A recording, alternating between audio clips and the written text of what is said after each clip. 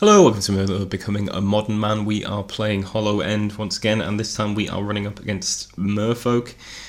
This is our opening hand, which is pretty good. We've got the Adept, we've got Hollow One, we've got some Cyclers, and one half of the combo in Living End. So, all looking fairly good. Can drop a Flameblade Adept here, drops Vile, which is fine for us at this moment in time. We are going to cycle Street Wraith, and we're going to have a second turn Hollow One, at the very least. So, cycle Carabid, drops us into a land, which isn't the best, but cycle again. Finds Electro Dominance, so there's our combo. We've already got enough creatures into the graveyard that actually is looking like a fairly attractive option for us. So I'm going to hit 4 here, put him down to 16. I'm going to place Mutavault, Silvergill Adept, revealing a Benthic Biomancer, if that's how you say it. So yeah, this is one of the Ravnica Allegiance cards that's also seeing a little bit of play. Seems to be seeing out Curse Catcher in Merfolk builds on occasion. I still think I prefer Curse Catcher for the most part, because of that, having that sort of that creature that can counter instants and sorceries potentially is seems a little bit better than the ability to make it into a 2/1 and loot. But I don't know. I don't play Merfolk enough to know exactly if that's the best thing or not. But obviously, with our opponent having a Vile on 1, we need to be aware that our opponent could potentially be dropping that this turn. So, attack. See if our opponent wants to double block. If they do, I think that's absolutely fine. We can cycle and kill both their creatures, so that seems fairly profitable. And they're still taking 4 this turn. And additionally, we've got a combo that is potentially going to exploit the fact that all these cards are going to the graveyard. So, draw to Carabid here. I don't think there's any reason to cycle that now, so we'll just leave that.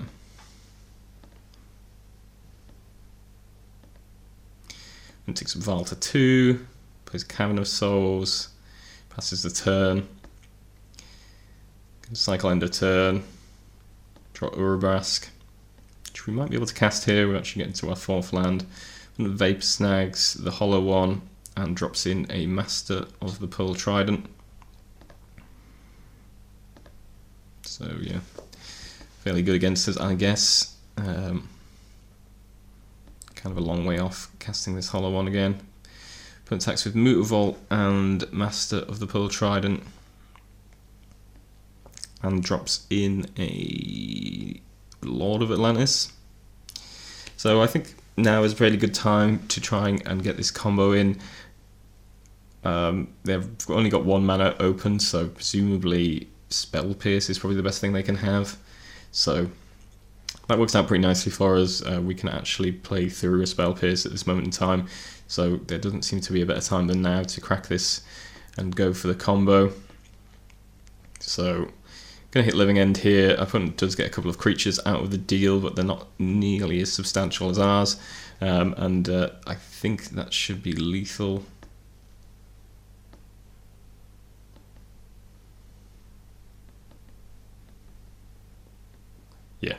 Yeah, that's easily lethal. So yeah, that wraps that up. So yeah, that went fairly well. Obviously, the early pressure was good, and then and when that did start to fizzle out, we were able to lean on the combo to wipe their board and hit hard and finish the game. So worked out pretty well. Obviously, with Merfolk, we need to be aware that there is potentially some amount of counter magic. They don't tend to play a ton of counter magic, but there's usually Spell Pierce or some number thereof, and you might see some other counter magic from them as well. So that's the main thing we need to be aware of if we are trying to combo. Potentially we could lean out of the combo, and cut some of the living end maybe from the deck when sideboarding for that reason. But I think the combo is pretty good. I think even if they remove our graveyard, etc., living end just to wipe the board and start again is quite nice for us against the deck that's looking to sort of swarm the battlefield, play multiple creatures a turn. So yeah, I think the combo is pretty good here. We just need to be making sure that we protect it. We do have Guttural Response as well from the sideboard, which can help us in that regard. So let's go on to game 2. Okay, so here we are, game 2. So what do we got here? We have turn 1 Flameblade Adept, we have a Street Wraith and a Cycler, and we've got Electro Dominance. So this hand's decent. It's not the best. We don't really have a good way of getting this hollow one onto the battlefield. Although I suppose, depending on what happens with Street Wraith, potentially we can. It's looking like I guess probably more likely to be a turn 2 casting of that, but that doesn't matter given that we've got Flameblade Adept as well, so that's fine. I think as long as we find a cycler with one of our cycling cards, I think, or Faithless Looting, then we'll be able to get that on the battlefield, and that's fairly decent. We attack here through the Silvergill Adept that our opponents played. I mean, again, if they want to drop a 1-drop and double block, I think that's fine. We come off that fairly well. So cycling here, just to get the damage in. Can hit for 4.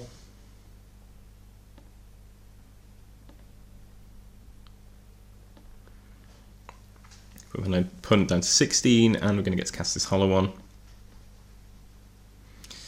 Plays Tidebinder Mage, which is going to keep the Flameblade Adept locked down.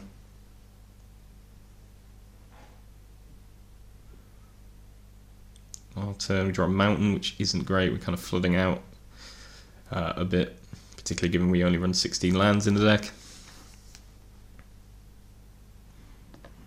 Which is why I sometimes question whether we should be running some number of fetch lands in this mana base. Mainly because we just really, any land after the 3rd is kind of useless. I mean, there are occasions when we do resort to casting some of our cycling creatures, but they're kind of few and far between and not really where we want to be most of the time. So cycling finds another land, which is pretty painful.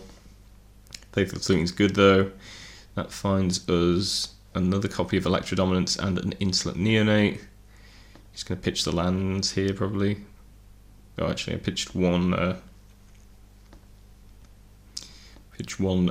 Electro Dominance, given that's probably not going to be terribly good for us, but and also makes keeping the lands around makes our other Electro Dominances a bit better, in that we can just use them as burn spells potentially, if it comes to that. So we find another looting, which finds Ceradon and Ingot Chewer. Ingot Chewer can take out the Vial, which isn't terribly important here, but I suppose is nice. So I guess we're just pitching that on the Ceradon.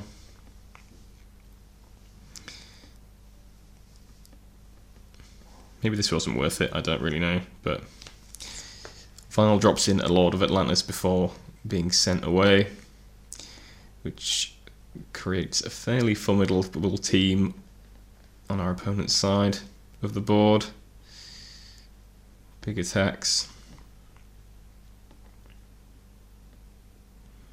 And the opponent plays Venser, which bounces the hollow one.